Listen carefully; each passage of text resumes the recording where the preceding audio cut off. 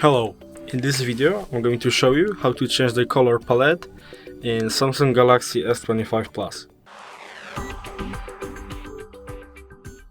The first step of the operation would be pressing the settings, and when you get settings, find the wallpaper and style section, and here enter the color palette tab, and here enable the option and choose whatever color is suited best for you.